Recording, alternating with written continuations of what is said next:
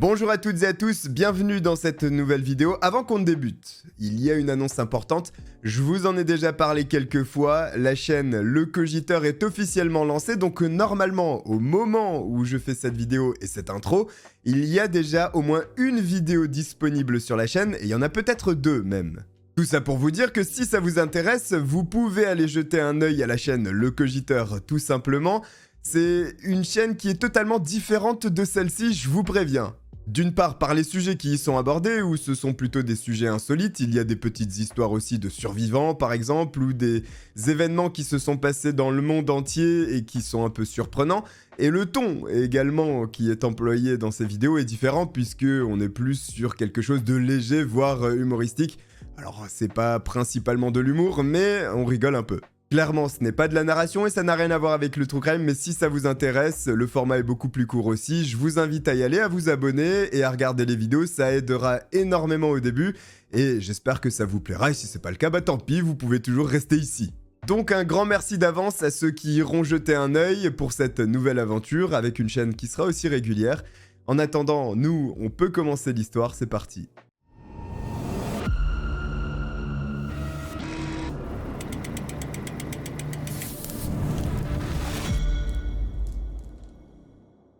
Toledo. Ce nom ne vous dit peut-être rien, il a une consonance hispanique, mais il n'a rien à voir avec l'Espagne ou autre pays d'Amérique latine ou centrale.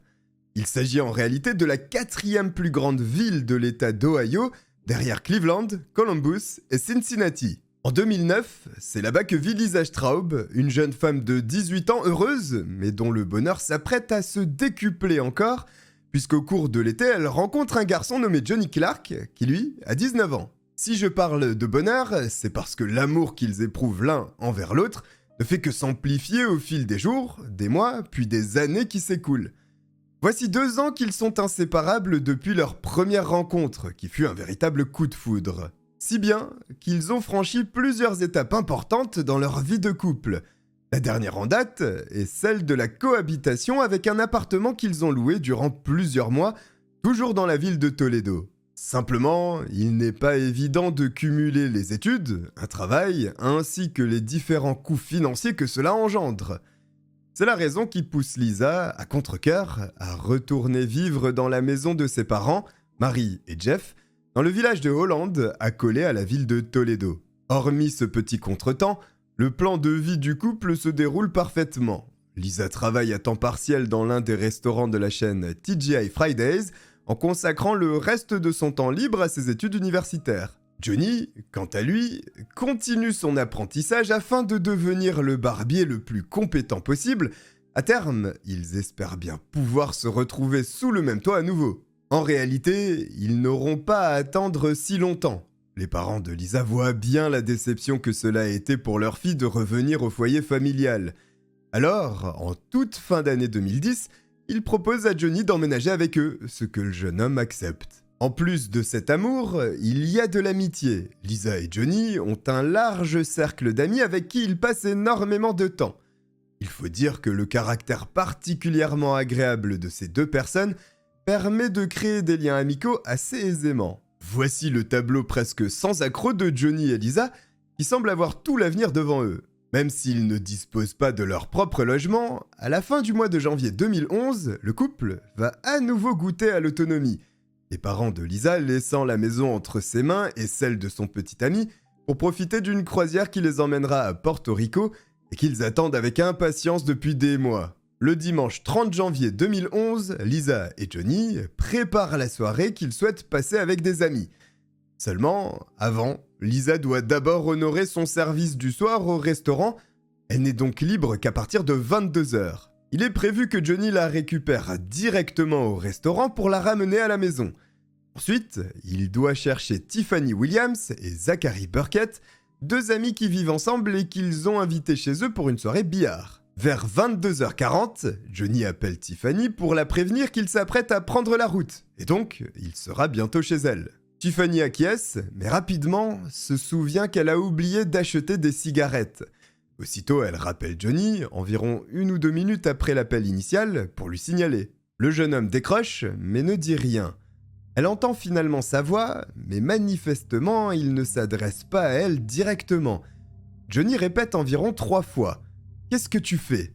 sur un ton qui n'est pas amical, mais plutôt agacé. Tiffany, attentive à ce qu'il se passe au téléphone, distingue à nouveau la voix de Johnny, qui dit cette fois « Bordel, qui es-tu » À cette question, une voix lointaine répond « C'est celle d'un homme ». Seulement, ces paroles sont incompréhensibles pour Tiffany.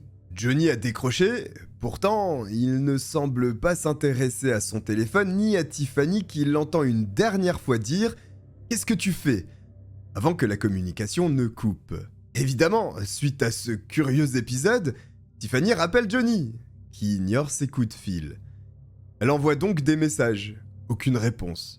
Alors, elle contacte l'autre personne qui pourrait être au fait des événements qui se déroulent en ce moment, sa petite amie Lisa. De son côté également, il n'y a pas de différence, c'est le silence radio. Peut-être qu'un malentendu s'est installé. Pour une raison ou une autre, le couple est en colère contre elle. Elle demande donc à d'autres amis s'ils ont eu des nouvelles de Johnny et Lisa. La réponse est une nouvelle fois négative. Elle en parle à Zachary évidemment. Lui pense que Johnny a décroché sans le vouloir, il était occupé. Elle a entendu un bout de conversation qui ne la concerne pas, et il arrivera dans quelques minutes comme c'était prévu. Ce scénario n'est pas celui qui se réalise. Après plusieurs minutes, trop pour la distance qui sépare les deux emplacements, Tiffany s'inquiète de ce qui pourrait se dérouler chez ses amis et décide de se rendre directement là-bas. Une fois sur place, il est à peu près minuit 30. En toute logique, elle se dirige vers la porte d'entrée, sonne et attend. Personne ne vient ouvrir. La maison apparaît même être vide alors qu'il y a de la lumière qui s'en échappe pourtant. En essayant d'observer à l'intérieur, Tiffany remarque qu'il y a du désordre, ce qui est inhabituel. La situation est étrange et elle en est simple spectatrice et elle est démunie. Entre-temps, l'un des amis qu'elle avait contacté auparavant, qui s'inquiète également du sort de Johnny et Lisa, a parlé directement à Matey Clark, la mère du jeune homme. Bien sûr, l'angoisse est immédiatement grimpée en flèche, conduisant Matey à téléphoner à Tiffany pour qu'elle lui raconte précisément tout ce qu'il s'est passé jusqu'à présent. Ce qu'elle fait. À son tour, elle essaye de joindre son fils, ce qu'elle ne parvient pas à faire, et ne passe pas par 4 chemins en signalant ces événements à la police dans la foulée. Si Tiffany ne l'a pas fait plus tôt, c'est parce qu'elle pensait que le couple était certainement en train de se détendre avec quelques joints, et ne voulait pas leur attirer d'ennui. Quoi qu'il en soit, à 1h21 du matin, Matey passe son appel aux autorités dans une panique qu'elle n'avait jamais connue. Cependant, elle explique de façon limpide toute la situation. L'appel de Tiffany, ainsi que les mots de son fils entendus à travers le combiné, et la voix d'un homme inconnu lui répondant. Elle indique également que l'ami de Johnny s'est rendu devant la maison, a vu de la lumière, du désordre, et tout ceci n'est pas normal. La police agit rapidement, puisqu'une patrouille arrive sur place en moins de 10 minutes après le coup de téléphone de Matey. En premier lieu, les agents se dirigent vers la porte d'entrée.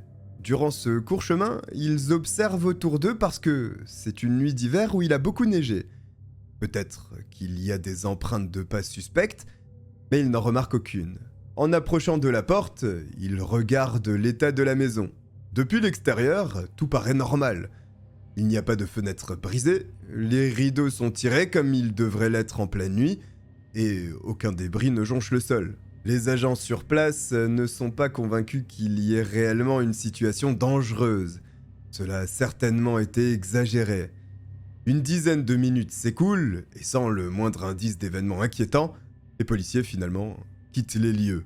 Même si Tiffany a annoncé avoir vu la maison saccagée, les agents n'ont rien observé de tel. Dans le cas contraire, ils auraient investigué un peu plus.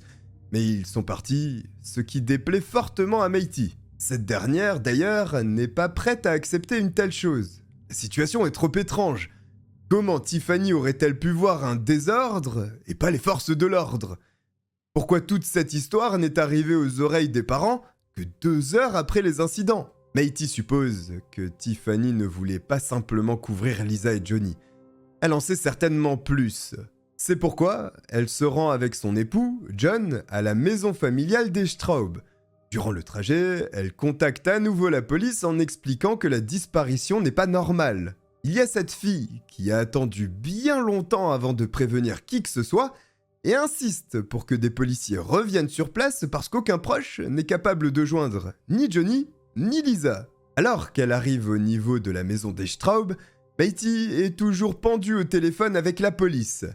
Elle fait en sorte de bloquer la voiture de Tiffany avec la sienne pour qu'elle ne puisse pas partir avant qu'elle ait le temps de transmettre le numéro de plaque d'immatriculation. Il y a certainement un petit manque de lucidité de la part de la mère de Johnny, ce qui est compréhensible dans une telle situation où l'anxiété prend le dessus. Tiffany, en revanche, garde son calme et coopère totalement, donnant tous les renseignements réclamés. Cela n'empêche pas Beatty d'être très directe envers elle, lui disant clairement qu'elle la pense impliquée dans la disparition de son fils. Elle envisage même qu'elle ait joué un rôle à part entière, pour lui tendre un piège. Je rappelle qu'à ce moment, la mère de Johnny est toujours au téléphone avec la police. Elle transmet l'appareil à Tiffany pour qu'elle raconte de vive voix tout ce qu'elle sait. Sans hésiter, elle mentionne tous les faits depuis le début, sauf ce qu'elle aurait vu dans la maison, et qui est le point le plus intriguant, le désordre à l'intérieur du domicile. En tout cas, tout ceci est suffisant pour convaincre la police de revenir afin d'inspecter de façon plus approfondie cet endroit. Lorsque les agents arrivent, ils sont accueillis par la mère de Johnny, qui, aussitôt, insiste pour qu'ils brisent la porte d'entrée afin de savoir ce qu'il se passe à l'intérieur de cette maison. Elle fait face à un refus néanmoins. Les conditions légales pour une telle intervention n'étant pas réunies, et sans mandat, il est exclu que les forces de l'ordre pénètrent dans le bâtiment. Sans mandat, aux États-Unis, et plus précisément dans l'État d'Ohio, il n'y a qu'un cas d'urgence qui permet d'enfoncer la porte d'un domicile sans le consentement du propriétaire. Une situation d'urgence est décrite comme une circonstance qui amènerait une personne raisonnable à penser qu'il est nécessaire d'entrer à l'intérieur de la propriété ou de prendre d'autres mesures rapides pour éviter que des agents ou d'autres personnes ne subissent des dommages physiques.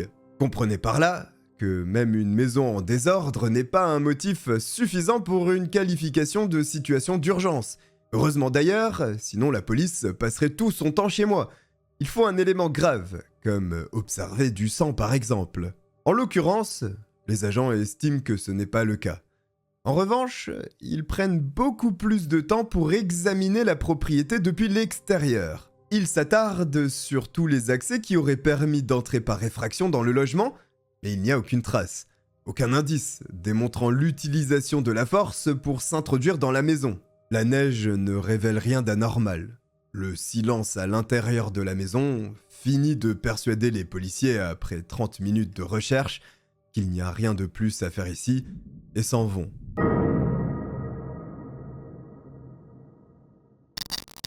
À l'évidence, la police ne sera plus d'aucune aide, laissant ainsi démunie Beatty qui ne va pas abandonner pour autant, parce qu'elle veut comprendre ce qui se joue ici, et ne partira pas tant qu'elle ne saura pas où se trouve son fils ainsi que sa petite amie. John, le père de Johnny, fait un aller-retour pour récupérer la cousine de Beatty afin que celle-ci les aide dans leurs investigations.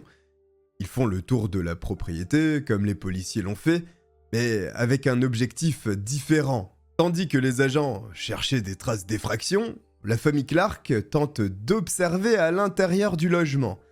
Le principal obstacle est que les rideaux sont tous tirés faisant barrage entre l'intérieur et l'extérieur de la maison. Mais du côté du garage, il y a une infime ouverture au niveau de la porte permettant d'accéder à celui-ci. En jetant un coup d'œil attentif, les parents de Johnny distinguent un véhicule qu'ils connaissent, puisqu'il s'agit de celui appartenant à Lisa. Ils en tirent donc la conclusion suivante en recoupant les informations transmises par Tiffany.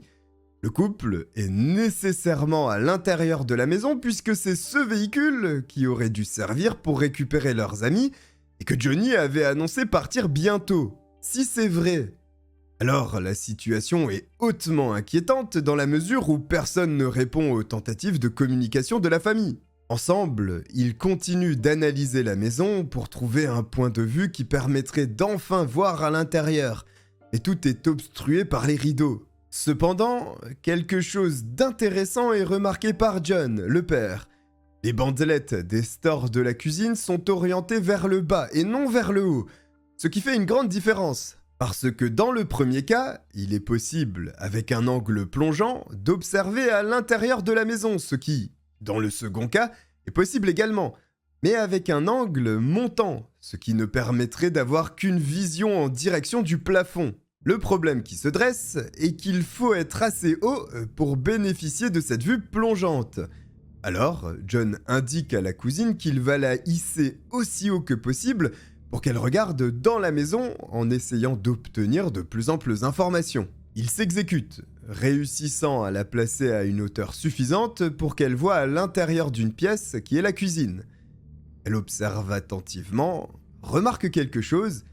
Il s'agit du téléphone portable de Johnny. Seulement celui-ci est brisé, confirmant ainsi que des événements inhabituels se sont produits. Mais surtout, elle distingue le corps du jeune homme inerte à même le sol de la pièce. C'est l'horreur absolue. Matey ne perd pas une seule seconde pour appeler une troisième fois la police, pendant que John court à la porte d'entrée pour la défoncer. Il réussit à la faire céder, puis se rend rapidement vers la cuisine où Johnny a été aperçu. Il découvre effectivement son fils allongé sur le sol et ne s'attendait pas à une telle mise en scène. Johnny ainsi que Lisa sont retrouvés tous les deux inconscients, pieds et poings liés à l'aide de rubans adhésifs. Le pire, ce n'est pas ça. Ce sont les 2 sacs plastiques qui ont été placés sur leur tête, là aussi maintenus à l'aide de rubans adhésifs au niveau de leur cou.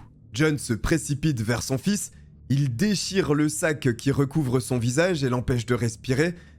Seulement, la peau de son fils est déjà froide, rigide, signifiant qu'il est décédé, l'état de rigidité cadavérique ayant débuté. Il fait de même avec Lisa qui présente les mêmes signes. La jeune femme, cependant, est également recouverte de sang séché. Pendant ce temps, les policiers reviennent sur les lieux pour la 3e fois. Il est presque 4 heures du matin. Quand ils arrivent sur place, ils découvrent la porte d'entrée forcée par le père de Johnny, mais aussi les cadavres du couple dans la cuisine qu'ils examinent. Johnny est vêtu d'un t-shirt gris, d'un pantalon de survêtement et d'un pull de la même couleur. Le jeune homme repose sur le dos. Son ventre est exposé puisque son pull est en partie remonté. Son portefeuille est posé sur lui, ne contenant pas d'argent. Ses mains et ses chevilles sont attachées à l'aide du ruban adhésif. Et bien sûr, il y a le sac plastique déchiré sur sa tête. Lisa, quant à elle, porte sa tenue de serveuse du restaurant TGI Fridays. Elle est aussi face vers le haut avec une partie de son ventre à l'air libre. Elle est également ligotée mais seulement au niveau des poignets. Autrement, elle a connu le même sort que son petit ami avec le sac plastique sur la tête retenu par du ruban adhésif. Les 2 corps sont dans la cuisine, placés à l'inverse l'un de l'autre. La tête de Lisa au niveau des pieds de Johnny et inversement. Visiblement, ils ont été traînés à cet endroit puisque leurs vêtements sont en partie remontés, révélant leur ventre. Ces événements ont dû se produire peu de temps après le service de Lisa, celle-ci portant encore sa tenue de travail, sachant qu'elle finissait son service à environ 22 heures. Les policiers examinent le visage de Johnny ainsi que Lisa parce qu'ils remarquent des petites taches rondes sur la peau, aussi appelées pétéchis. Ces taches sont causées par une hémorragie sous-cutanée qui peuvent être engendrées suite à une strangulation. Vu les circonstances, bien qu'il faille attendre les résultats de l'autopsie, cette cause de la mort est tout à fait crédible, qui plus est avec la présence des sacs plastiques. C'est même confirmé un peu plus tard par le médecin légiste, indiquant que le morceau de ruban adhésif placé autour du cou de chacune des victimes fut si serré qu'il a coupé la circulation sanguine au niveau de leur tête. Le sac plastique a ensuite entraîné la suffocation jusqu'au décès. Au regard des premiers éléments, les policiers de Toledo sentent bien que cette affaire apparaît plus complexe qu'elle n'en a l'air. Ils sollicitent donc l'aide du FBI pour la résolution de ce double meurtre sordide. Le lieu du crime n'est pas cantonné à la cuisine. L'ensemble de la maison regorge de points nécessitant une fine analyse. Le logement a été saccagé. Il est clair pour les enquêteurs qu'il y a eu un combat au rez-de-chaussée de la maison. Les téléphones portables de Lisa et Johnny sont découverts brisés dans le salon et la cuisine. Des objets jonchent le sol entre la cuisine et le salon. Des meubles sont renversés et d'autres sont ouverts avec leur contenu jeté à proximité. Les placards de la cuisine ont tous été ouverts. De ceux-ci ont été extraits les informations concernant le système de sécurité de la maison des Straub. Le premier étage de la maison est dans un plus mauvais état encore. Les chambres ont toutes été visitées. Il y a sur le lit de l'une d'entre elles le sac appartenant à Lisa avec tout ce qu'il contenait éparpillé sur celui-ci. Une boîte à bijoux est aussi découverte. Sans surprise, elle est ouverte. Il n'est cependant pas possible de déterminer si des biens de valeur sont manquants ou non. Les chambres sont totalement retournées. Le moindre recoin a été fouillé, ce qui n'est pas si surprenant dans la mesure où l'on semble se diriger tout droit vers un cambriolage. Le cambrioleur semble méthodique, puisqu'il est allé à l'essentiel visiblement. Il s'est débarrassé de Johnny et Lisa, mais a laissé la vie sauve à leur petit chiot qui n'avait aucune chance de l'arrêter. Il y a énormément d'éléments à contrôler. La police et le FBI, au fur et à mesure, commencent à relever des choses intéressantes.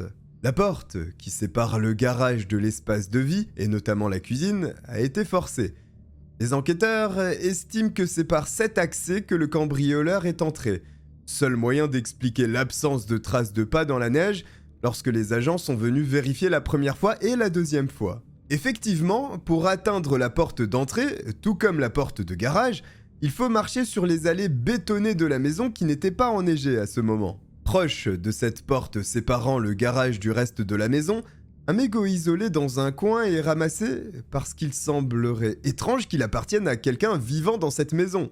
Il est envoyé, comme beaucoup d'autres objets finalement, pour des examens en laboratoire. Il y a des choses curieuses pour les enquêteurs dans ce cambriolage. Au premier étage, les chambres ont été fouillées.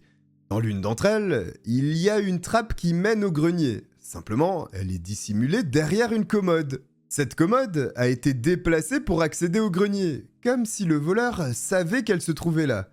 Pas de conclusion hâtive néanmoins. Durant le saccage, il aurait tout à fait été possible qu'elle soit découverte par hasard. Un autre point rend les enquêteurs perplexes. Il s'agit du crime en lui-même.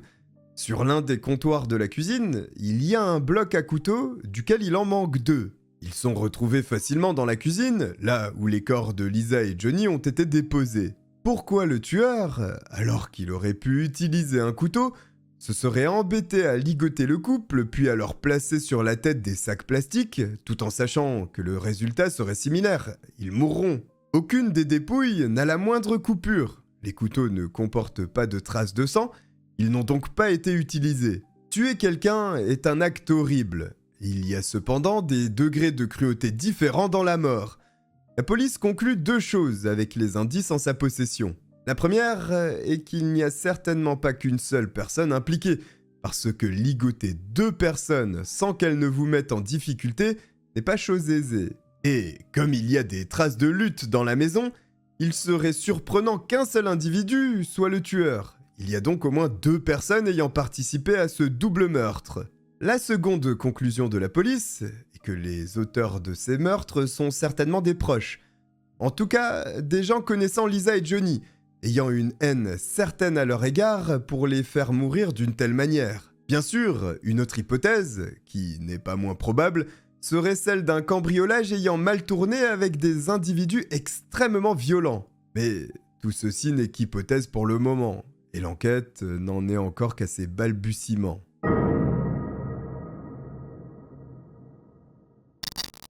Tandis que Marie et Jeff, les parents de Lisa, profitent de leur croisière, voici le capitaine du bateau qui se présente à leur cabine pour leur annoncer la bien triste nouvelle du décès de leur fille ainsi que de son petit ami dans leur maison. Le bateau fait un détour pour leur permettre de prendre le premier vol, les rapatriant à Toledo. Les enquêteurs ont besoin de leur lumière pour comprendre quels objets ont été dérobés.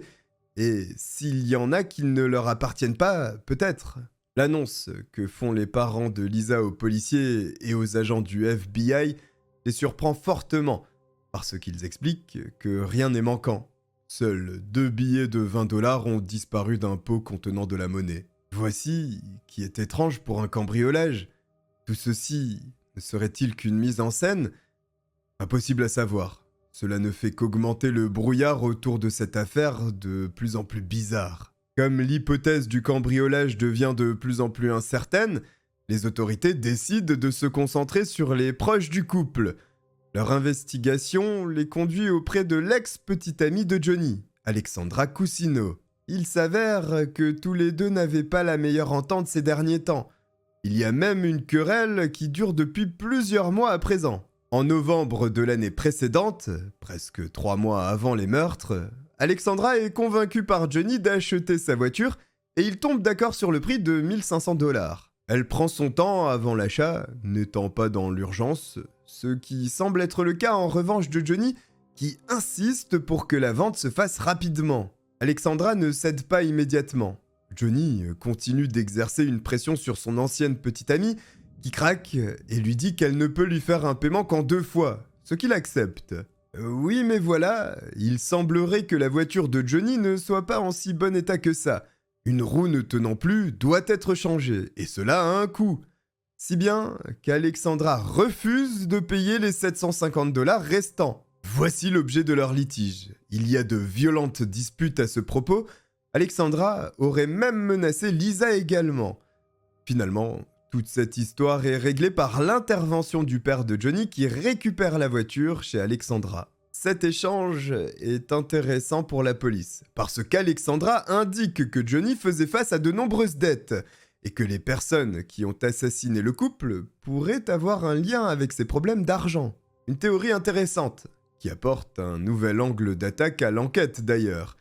En revanche, Alexandra est incapable de donner aux enquêteurs une liste de noms auprès de qui Johnny s'était endetté. Avant de laisser partir la jeune femme, son ADN est collecté par les enquêteurs, parce que sur le lieu du crime, il y a de l'ADN qui a été retrouvé sur le ruban adhésif, mais qui ne matche pas avec la base de données de la police. Parmi ces ADN, il y en a un qui appartient à un individu féminin, mais dont l'identité est inconnue. Après analyse, Alexandra Cousineau est mise hors de cause. Alors, les enquêteurs se concentrent sur le passé de Johnny pour essayer de comprendre. Effectivement, ce qu'ils découvrent appuie la théorie d'Alexandra. Johnny n'a pas un passé tout rose. En 2007, alors qu'il est à peine âgé de 18 ans, il commet 2 braquages avec arme à feu pour détrousser 2 hommes. Il est arrêté, puis conduit en prison où il purge sa peine d'1 an d'emprisonnement. À ce stade, la police tente de savoir qui aurait pu en vouloir à Johnny. Les interrogatoires s'enchaînent, l'ADN de nombreuses personnes est récolté, mais cela ne débouche sur rien. La famille de Johnny, quant à elle, suspecte toujours Tiffany, notamment à cause de ce qu'elle avait dit le soir de la découverte des cadavres, en annonçant que la maison était saccagée, alors que personne, ne semble-t-il, n'avait pu observer quoi que ce soit. Simplement, il n'y a aucun fondement à ces accusations. Tiffany n'était pas présente à la maison des Straub durant le laps de temps où les meurtres ont été commis, et il n'y a rien qui l'implique. La famille Clark semble vouloir trouver à tout prix un coupable, au point de perdre en lucidité. L'affaire part dans tous les sens. Tout le monde devient suspect, y compris les parents de Johnny qui étaient sur le lieu du crime, qui savaient que leur fils était seul à la maison avec sa petite amie, et lui aurait-il fait du mal? Et puis, contre toute attente, alors que l'impasse semblait s'ériger face aux forces de l'ordre, une chose minuscule va faire exploser l'affaire.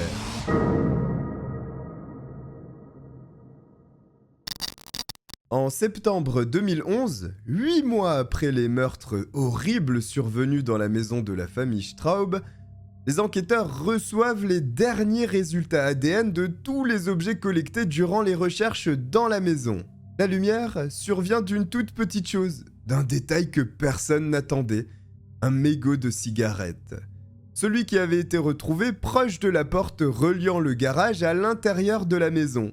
Un double ADN est relevé dessus.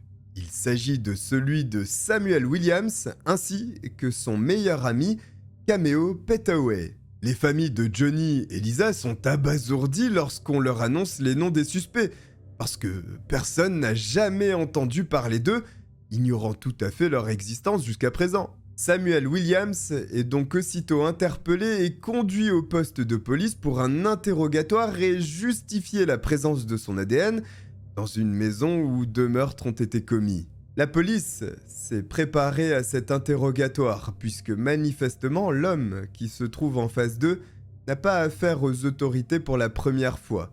Il est connu des services de police principalement pour des violences domestiques. Il battait son ex-femme et a démontré qu'il pouvait faire preuve d'une violence inouïe, comme en ce jour de 2011 où il a décidé de lui-même récupérer son fils de 5 ans chez cette dernière en enfonçant la porte du logement. D'ailleurs, quand il se retrouve face aux enquêteurs, il pense que c'est à nouveau pour l'une de ces raisons, mais pas du tout. Il dit qu'il ne sait pas ce qui le conduit dans les locaux de la police alors. Les agents lui montrent donc une photo de la maison des Straub. Il dit qu'il ne la reconnaît pas. Samuel Williams demande donc comment son nom est sorti dans une affaire de meurtre. Les policiers répondent avec un seul mot. Science. Ils font bien évidemment allusion à l'ADN découvert dans la maison sur ce mégot et demandent donc à Williams comment est-ce qu'il justifie la présence de sa trace génétique à cet endroit. Une question gênante. Bien sûr, il avance qu'il ne sait pas comment cela a pu se produire, qu'il n'a jamais mis les pieds au domicile de la famille Straub, et effectivement, malgré cette piste très intéressante, cela ne semble pas suffisant pour le moment. Du côté de Cameo Petaway, même son de cloche. Il a d'ailleurs un profil très similaire à celui de son meilleur ami avec qui il a grandi, puisque lui aussi est connu des services de police pour des faits de violence domestique sur son ex-épouse. Il l'avait notamment mordu à plusieurs reprises. Mais pourquoi eux ? Pourquoi se seraient-ils intéressés à la maison des Straub ? Leur choix ne s'est pas fait par hasard. Pourtant, Samuel Williams, durant son interrogatoire, assure aux enquêteurs qu'il ne connaît aucun Johnny Clark ni aucune Lisa Straub. En réalité, il y a un lien indirect entre Samuel Williams, Lisa Straub et Johnny Clark. Ce lien est une ancienne amie, Alexandra Cousineau. Johnny parlait beaucoup en évoquant souvent la fortune des parents de Lisa, leur grande maison et un possible coffre qui y était caché, même si aucun coffre-fort n'a jamais existé dans cette maison. Les preuves semblent bien maigres, mais cela n'empêche pas la police, le jeudi 22 septembre 2011, d'inculper Samuel Williams ainsi que Cameo Petaway pour les meurtres de Lisa Straub et Johnny Clark. Tous deux plaident non coupables, ce qui engendre un procès qui se tiendra quelques mois plus tard, au cours du mois de juillet 2012. Samuel Williams et Cameo Petaway comparaissent pour le double meurtre commis au sein de la maison des Straub.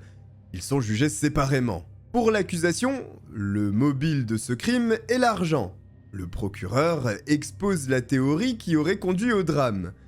Samuel Williams connaît indirectement Lisa Straub et Johnny Clark, ce dernier évoquant fréquemment la richesse de la famille de sa petite amie. Apprenant ça, le plan pour cambrioler la maison est mis en œuvre. Les cambrioleurs ont certainement su que les parents de Lisa quitteraient la maison plusieurs jours. Ils forcent donc l'entrée du garage, séquestrent le couple qu'ils forcent à dévoiler l'emplacement du coffre-fort. Mais comme il n'y en a pas, ils ne peuvent rien dire. Ils sont alors attachés et les sacs plastiques servent à les empêcher de respirer pour les faire parler. Sans maîtriser ce qu'ils font, Samuel Williams et Cameo Petaway tuent par asphyxie le couple. Ils fouillent la maison de fond en comble pour trouver le coffre. C'est la raison pour laquelle il y a des trous dans certains murs des chambres. Ce qui prouve la présence sur les lieux des deux suspects, c'est le mégot de cigarettes, avec leur empreinte génétique dessus. La mère de Cameo Petaway confirme que les deux fument la même marque de cigarettes et que régulièrement ils s'en partagent, d'où les deux traces ADN sur ce fameux mégot. Il y a un autre point très incriminant, surtout concernant Samuel Williams. Celui-ci, alors qu'il est en détention provisoire, passe un appel au grand frère de Cameo Petaway, en essayant d'utiliser le matricule d'un autre prisonnier. Il est cependant repéré, et la conversation est enregistrée. On peut l'entendre dire « C'était censé être toi avec moi, mais le petit frère a dû prendre ta place. Il ne l'a pas fait correctement, mais il l'a fait suffisamment bien. » Cela laisse penser que Cameo Petaway était bien sur le lieu du crime lui aussi. Enfin, Samuel Williams a du mal à tenir sa langue, puisqu'il aurait parlé de cette nuit du 30 janvier 2011 à un co-détenu de l'établissement carcéral où il se trouve. Ce dernier apporte son témoignage lors du procès. Il y a beaucoup d'éléments révélés au public, et l'on pourrait penser que cette personne tente simplement d'obtenir une remise de peine sur le dos du suspect. Mais il aborde un point seulement connu de la police. Durant le cambriolage, les voleurs sont tombés sur des dinars irakiens, environ 4 millions, ce qui équivaut à 3000 $, qu'ils auraient laissés sur place parce qu'ils n'auraient pas su comment les changer en dollars américains sans éveiller les soupçons. Par conséquent, ce codétenu n'aurait pu obtenir ces informations que de la bouche de Samuel Williams, et celui-ci aurait confessé les meurtres ainsi que la méthode employée. Voici pour l'accusation. À présent, c'est à la défense de démontrer l'innocence des suspects. Le premier élément contesté dans cette affaire est bien entendu le mégot, qui est la clé de voûte de toute l'investigation. Avec diverses expertises, la défense essaye de prouver que le résultat du test ADN réalisé initialement par le laboratoire ne peut pas être fiable, la quantité d'ADN sur ce mégot n'étant pas suffisante. C'est un premier aspect. Le second est que ce bout de cigarette, rien ne prouve qu'il a été déposé dans la maison le soir des meurtres. Rien ne permet d'expliquer sa présence non plus. Comment est-il arrivé là? Parce qu'autour, il n'y a pas de cendres, ce qui est étonnant. En général, on se débarrasse d'un mégot lorsqu'on vient de finir de fumer. Et puis, aucune odeur de cigarette n'a été relevée par les agents ou qui que ce soit le soir de la découverte. De plus, cela ne signifie pas non plus que la cigarette a été fumée par ces deux personnes dans la maison.